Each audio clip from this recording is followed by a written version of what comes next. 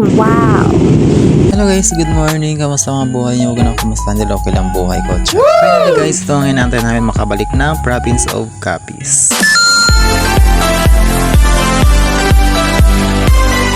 Dahil na wala ako kasabihan na kahit gaano mga karaming gawain basta't ginagawa mo tuloy-tuloy yun lang matatapos at matatapos rin. So ito na guys, sabog kami dahil wala kaming tulog. Tuiin dapat ang alis namin guys, natulog kami ng 10 din na kami nakatulog hanggang sa umalis guys. Full na idlip naman kami pero wala talaga kami matulog guys, kaluka. Maliban sa excited guys, hindi talaga kami maka-idlip kahit anong idlip namin. Bumaba lang ako guys at kumuha ako ng kapit. Binigyan ko ng isa kasi para mas sabog pa at siya sa akin, di ba bongga? Tapos bumaba na rin ako ulit guys, chinik ko sila yung mama at papa medyo kasi bihis na rin sila dyan sa baba, kasi kaso na rin sila dahil mag-2 AM na nga guys at pang flight namin is 5:55 pa naman guys. So syempre guys, kailangan natin maging early bird dahil kapag nalit tayo kahit ilang minuto tiiwan tayo, wag lang sila ang malate or ma-delay ang flight, o diba bong? So syempre guys, outfit check, wag nyo nang pansinin ang aking socks dahil pang gardala talaga yan. So syempre guys, kailangan natin pakita, diba bong? Tapos bumaba na rin ako at dami pa nga sinasabi ng papa ni Jowa guys, bihis na nga siya ng early, mas maaga pa, wala pa ng 7, o diba? Pero nun guys, ay umakyat na rin ako tapos bumaba kami ni Jowa, chinik ko masabog ulit siya kahit bihis na. So syempre ito naman si Samtot, di rin nagpahuli, bihis na rin siya at may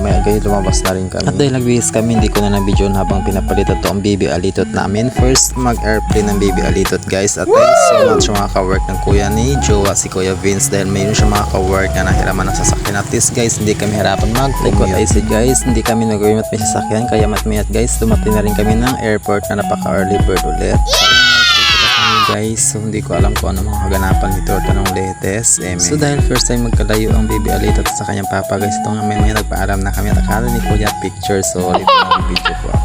Pero syempre after nun ay nagpicture na rin ako, pero thanks so much for Kuya Vince at may iwan siya mag-isa sa amin. At ito pala guys, nakakablo na jacket pinsan ni Jowa at nagkasabay na rin kami kasi uwi siya ng Province of Capiz at nakapasok na rin kami guys, kumuha na rin si Jowa ng ticket. Tawa nga ako guys kasi itong lugar parang familiar sa akin. Yung first time kong sumakay ng airplane na Mindanao guys, dito ata ako naligaw ng sinakayan ko ata guys ay papuntang ibang bansa, di ba bong?